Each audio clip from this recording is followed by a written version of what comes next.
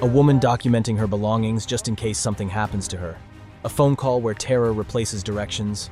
A man staring into a security camera as he's dragged away. A 911 operator hearing an intruder that doesn't exist. These recordings captured the final moments before people vanished. And they never came back. Susan Powell, the video made just in case. On July 29, 2008, Susan Powell sat in her Utah home with a video camera and recorded something disturbing. She documented every asset she owned: furniture, jewelry, electronics, everything. She explained she was doing it on her attorney's advice, just in case something happened to her or her family. The video was insurance, a paper trail, evidence that these things belonged to her and not her husband Josh. This is me, July 29th, 2008. It is 12:33 Mountain Time. Covering all my bases, making sure that if something happens to me or my family or all of us, that our assets are documented. Hope everything works out and we're all happy and live happily ever after as much as that's possible. The marriage had been falling apart for years. In the video, Susan points the camera at broken necklaces and shattered picture frames. She explains Josh had gone into a rage about a year or two back, broke her belongings, threw her DVDs across the room, and destroyed things she cared about. She had seen a divorce attorney. She was planning to leave, but she was still living with him. On December 6, 2009, almost a year and a half after the video was recorded, Susan went to church with her two young boys, Charlie and Braden. That night, Josh claimed he took the boys on a camping trip in the middle of a blizzard. He said Susan stayed home because she was tired. When he returned the next day, Susan was gone. Police searched the house, no signs of struggle, but inside Susan's safe deposit box at the bank where she worked, they found a handwritten will. In it, Susan alleged Josh had taken out a $1 million life insurance policy on her weeks earlier, and then she wrote something chilling. "If I die, it may not be an accident." Josh was declared a person of interest. He never seemed interested in finding his wife. He moved back to Washington with his sons. He lost custody when authorities determined it wasn't safe. And then on February 5, 2012, more than 2 years after Susan disappeared, a caseworker brought the boys to Josh's house for a supervised visit. Josh locked the social worker out. He set the house on fire with gasoline. He killed both children and himself. Susan's body has never been found. The video she made documenting her assets became something else entirely. A woman who knew her husband might kill her, recording evidence just in case she was right. Amber Tuccaro, the phone call with the driver. Amber Tuccaro was a 20-year-old woman from Fort McMurray, Alberta. In August 2010, she flew to Edmonton with her 1-year-old son and a friend for a short vacation. They booked a hotel room. That night, Amber got excited about the trip and decided to hitchhike into the city by herself. She never came back. When police dug into her phone records, they found she had received a call while in the company of an unidentified man. The recording was released to the public. It's the last time Amber was ever heard alive. Where are we by? We're just heading south of Beaumont, or north of Beaumont. We're heading north of Beaumont. Yo, where are we going? Just No, this is a... Are you f***ing kidding me?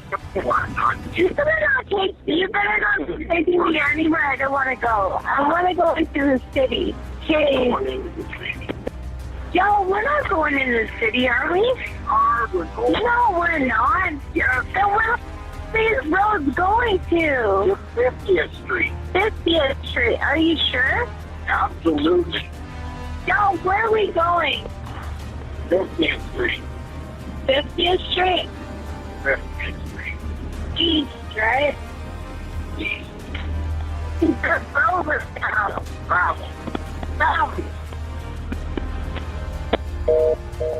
In the audio, a male driver can be heard reassuring Amber they're heading where she wants to go. She doesn't believe him. She asks repeatedly where they're going. He says 50th Street. She asks if he's sure. He responds with an extremely fake, "Absolutely." The dishonesty in his voice is audible. Amber sounds distressed. She's not buying the story. 4 days after the audio was released, Amber's body was found on a rural property near Leduc County by horseback riders. The case was handled unprofessionally from the start. Police dismissed her mother's concerns, telling her Amber was probably just out partying. After 1 month of searching, Amber was taken off the missing persons list based on anonymous, unconfirmed sightings. By the time she was put back on the list, evidence from her hotel room had been accidentally destroyed. Over the years, multiple women have come forward claiming to know the identity of the man in the recording. They all accuse the same person. The authorities say they've looked into him, but he was never declared a person of interest. Another man came forward claiming the voice belonged to his father, an American citizen living on a ranch in the Edmonton area. If his testimony is true, his father is responsible for several other disappearances in the region. The man in the recording has never been identified. Amber's case remains unsolved. Kenny Veach, the hiker who found the M cave. In late 2014, a YouTuber named Kenny Veach left a comment under a video about Area 51. He wrote that he was a long-distance hiker. One time during a hike near Nellis Air Force Base, he found a hidden cave. The entrance was shaped like a perfect capital M. When he began to enter, his whole body started to vibrate. The closer he got, the worse it became. Suddenly he became very scared and ran away. It was one of the strangest things that ever happened to him. People called him a liar. Others encouraged him to find the cave again and film it, so he agreed. On October 18, 2014, Kenny uploaded a video of his hike in the Nevada desert attempting to locate the cave for a second time. He failed. Viewers criticized him brutally, calling him a fraud and pressuring him to try again. One user left a disturbing comment that read, "Do not go back there. If you find that cave entrance, don't go in. You won't get out." On November 10th, Kenny told his family he was going on an overnight hiking trip. He set off alone to find the M cave in the Mojave Desert, one of the hottest and driest regions in the world. That was the last time he was ever seen. Well, here I am on my hike up here in the mountains north of Las Vegas. This is a canyon I just walked up in. Now you can't tell, but my truck is way out there by the mountains at the very, very end of this valley. On November 22nd, 12 days after he disappeared, a search and rescue team found Kenny's phone lying at the top of an abandoned mine shaft he had pointed out in his video. His body was never found. Theories ranged from accidental death by exposure to witnessing a crime and being silenced. But a few months later, a woman named Sharon Pilgrim left a comment claiming to be Kenny's girlfriend. She wrote that Kenny had battled depression for years and refused medication. He quit his job over a year before he disappeared. She believed he took his own life. The mine shaft was a 4-hour hike from his car. He left his phone behind so he couldn't be tracked by GPS. He didn't take his video camera. The comment seems genuine, but the case has no solid conclusion. Several YouTubers have since found M-shaped caves in the area Kenny was hiking. One even has a danger-restricted area sign at the entrance now. Whether Kenny took his own life or something else happened in that desert, his disappearance left more questions than answers. Henry McCabe, the voicemail full of screams. On September 8, 2015, Henry McCabe, a 32-year-old auditor from Minnesota, went to a nightclub with 2 acquaintances. He had been drinking heavily. At around 2 a.m., he asked one of them, William, to drop him off at a gas station nearby. William thought it was strange that Henry rejected his offer to drive him home, but he complied.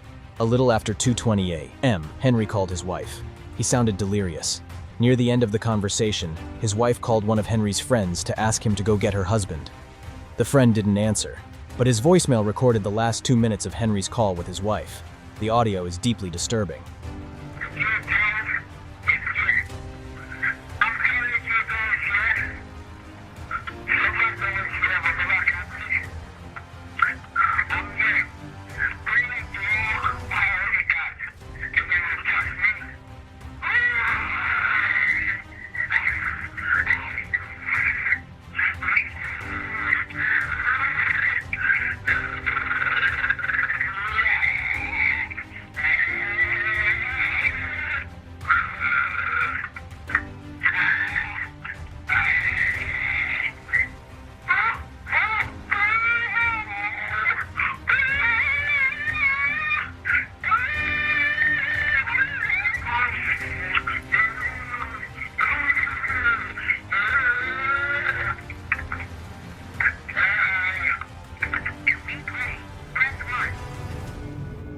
The recording captures growls, moans, and screams.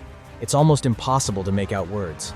It sounds like someone being attacked, though it's impossible to know for sure. That same evening, another acquaintance called Henry and later told police it sounded like he had gotten into an altercation with someone mid-call. Strangely, Henry's wife only made one call to try and get someone to pick him up. When she didn't get a response, she went back to bed. During questioning, she repeatedly told police she knew Henry was alive, even though she had no evidence. After the voicemail was recorded, Henry's phone records showed he called a Texas number he had contacted over 20 times that day. When police tried to trace it, the number was no longer in service. The investigation revealed inconsistencies. Police never found footage of William's car pulling up to the gas station where he supposedly dropped Henry off. William later changed his story, claiming he dropped Henry at a different gas station miles away. On October 2nd, almost a month after Henry disappeared, an anonymous letter was sent to police.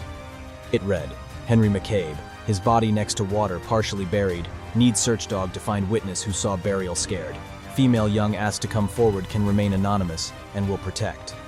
On November 2nd, police found Henry's body in Rush Lake, miles from where he was dropped off.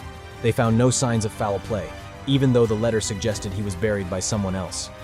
Whether he was forcibly drowned, took his own life, or something else happened that night remains unclear. The voicemail full of screams is the only evidence of his final moments. Dale Kerstetter dragged away on camera. On September 12, 1987, Dale Kerstetter, a 50-year-old security guard, went to work at the Corning Glass Works plant in Bradford, Pennsylvania. He began his night shift at 11 p.m. The next morning at 7 a.m., the day shift guard arrived to relieve him. Dale was nowhere to be found. His lunchbox sat in the cafeteria, food still inside. His truck was in the parking lot with his keys, cigarettes, backpack, and an empty pistol holster still inside. Search dogs traced his scent to the second floor where the plant's glass furnace was located, along with highly valuable platinum pipes. Dale rarely went to that part of the building. The plant manager checked the security footage. What he found was chilling.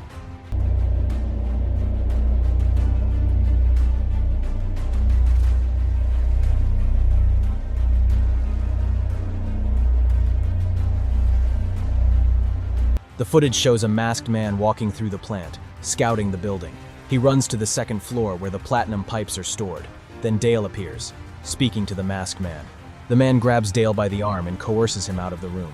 As they leave, Dale looks directly at the security camera. At one point, the masked man is seen dragging a heavy bag out of the building with a manual forklift. That night, $250,000 worth of platinum pipes were stolen. Dale Kerstetter was never seen again. Two theories emerged. Dale's family insists he was an innocent victim who stumbled upon a crime and was murdered. But plant employees had a different opinion. Whoever stole the platinum knew the layout intimately. They knew where the most valuable materials were and how to extract them quickly. Dale had been demoted from his trade worker position, taking a $7,000 pay cut. He was $40,000 in debt. Some believed he was in on the robbery. The ambiguity lies in Dale's behavior on camera. Was he being forced to leave, or was he pretending to be coerced? When he looked at the camera, was he silently begging for help, or was it a gesture of defiance toward his employers? The bag the masked man dragged out could have contained Dale's body along with the platinum pipes, or Dale could have walked away from his entire family for money. To this day, it's unknown if Dale was murdered or if he orchestrated his own disappearance. A woman who documented her assets just in case her husband killed her. A hitchhiker whose final phone call captured the lie in a stranger's voice. A hiker who vanished searching for a cave that made his body vibrate. A man whose last voicemail was full of inhuman screams. A security guard dragged away on camera, his intentions still unknown. These recordings are all that remain of people who disappeared without answers. Some were victims, some may have chosen to vanish, but all of them left behind audio and footage that haunts everyone who hears it. Which case disturbed you the most? Drop a comment and let us know.